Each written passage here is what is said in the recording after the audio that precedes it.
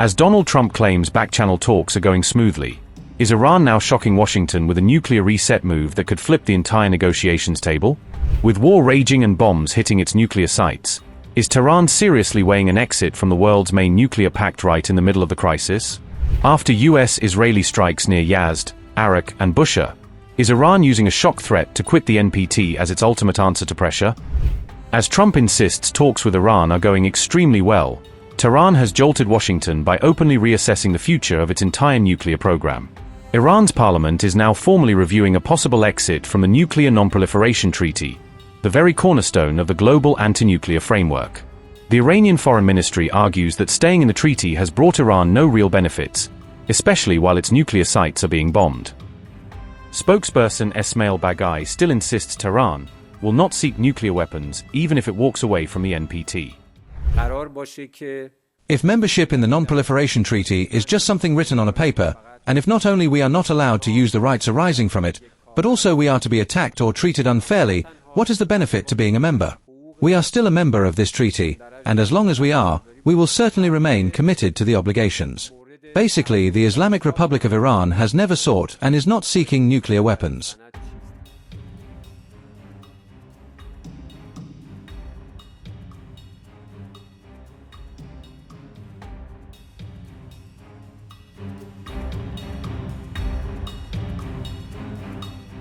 On March 27, an Iranian MP revealed that a draft law to quit the NPT has been formally filed on Parliament's online portal. The bill would scrap the 2015 nuclear limits and instead seek some kind of new treaty framework with partners in the SCO and BRICS. Hardliners have previously demanded not just an NPT exit but even an Iranian bomb in response to outside pressure, testing the system's red lines. Any such law would still need to pass the powerful Guardian Council before the government could legally pull Iran out of the NPT. Parliament security spokesman Ibrahim Razoui says bluntly that the treaty has had no benefit for Iran under current conditions. He argues it is meaningless to stay in a pact while Iran's nuclear facilities are bombed with what he calls complete impunity. Supporters of an exit say Iran gets no real protection from the IAEA or the treaty, even when it claims to follow the rules on paper.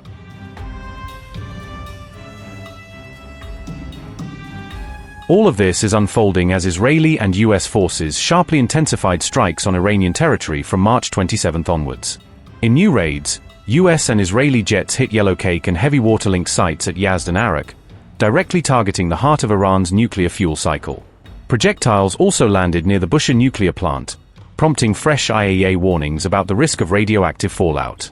The strikes extended to major industrial hubs like Bushehr and Khuzestan steel plants and their power stations, halting output and hitting Iran's wider economy.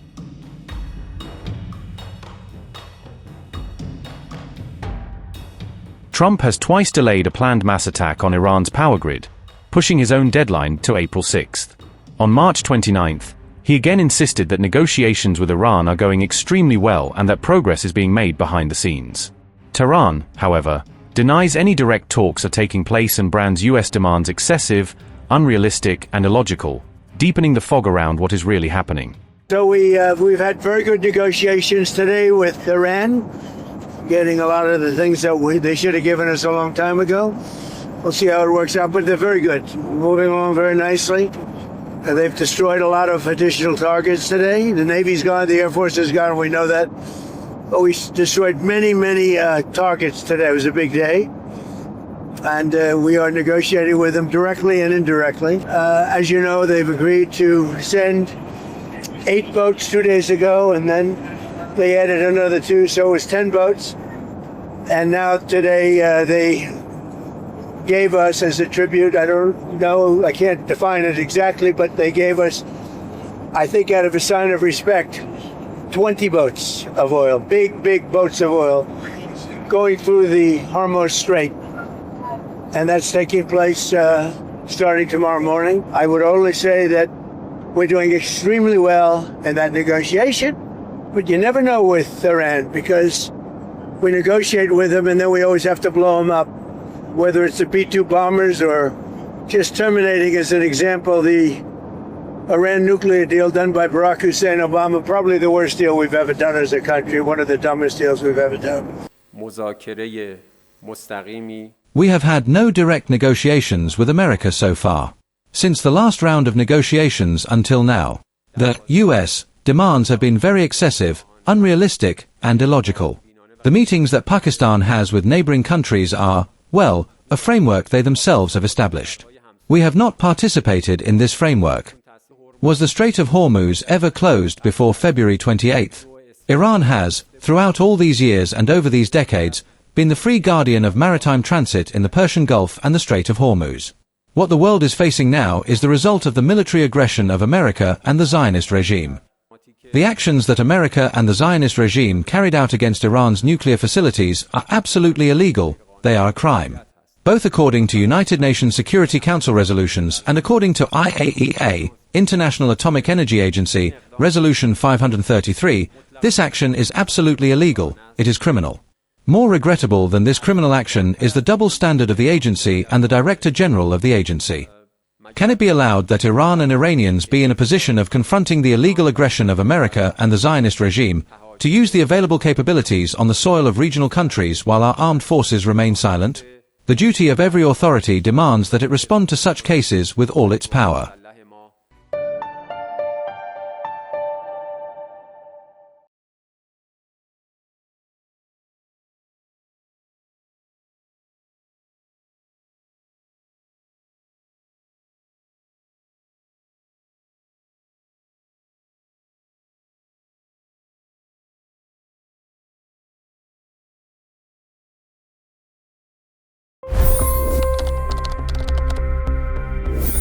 $25 crore गरीब गरीबी को परास्त करके बाहर निकले। For the good of our nation, let's work together and let's truly make America great again. The fastest news breaks. Requested PM saying that look, you will have to speak to Putin and to Zelensky. The biggest news makers. The relationship with India is probably the most important bilateral relationship the US will have for the rest of this century. The capital delivered quite an election result today. Expert analysis. The million-dollar question today is how to stop this dance of death. Ground reports. I'm standing at the crossroad of the Kumbh Mela. Behind me are more than 100 entry ghats. Long-form interviews. Exclusionary politics is reflected in Manipur case as well. You don't bother because this is a small state. Deep dive into burning issues. It's often said DRC could be the richest country in the whole world. It's because of what sits underneath. Why exactly did the US topple the Sheikh Hasina government?